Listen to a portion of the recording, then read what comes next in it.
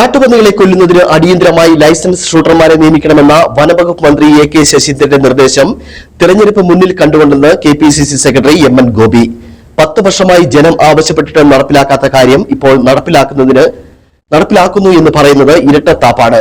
ഇടുക്കിയിൽ തോക്ക് ലൈസൻസ് പുതുക്കി നൽകുന്നില്ല എന്നതടക്കമുള്ള സാഹചര്യങ്ങൾ നിലനിൽക്കുമ്പോഴാണ് മന്ത്രിയുടെ ഈ പ്രഖ്യാപനമെന്നും എം.എൻ. ഗോപി പ്രതികരിച്ചു.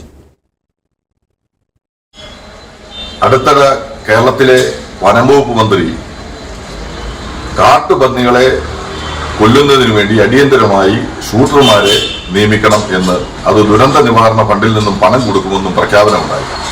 കഴിഞ്ഞ 10 വർഷക്കാലമായി ഈ ജില്ലയിലെ മുഴുവൻ കർഷകരും ആവശ്യപ്പെടുന്ന കാര്യമാണ്. കാട്ടുപന്നിയുടെ ആക്രമണം മൂലം ആളുകൾക്ക് പരിക്ക് പറ്റുന്നു, കൃഷിനാശം ഉണ്ടാവുന്നു.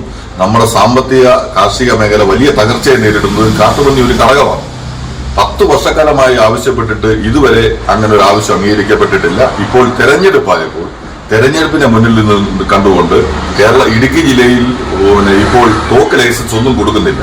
അടിയന്തരമായി ഷൂട്ടർമാരെ നിയമിക്കണം എന്ന് പറയുമ്പോൾ തോക്ക് ലൈസൻസ് കൊടുക്കാത്ത ഒരു പ്രദേശത്ത് എങ്ങനെയാണ് ഷൂട്ടർമാരെ നിയമിക്കുന്നത് എന്നുകൂടി മന്ത്രി വ്യക്തമാക്കണം.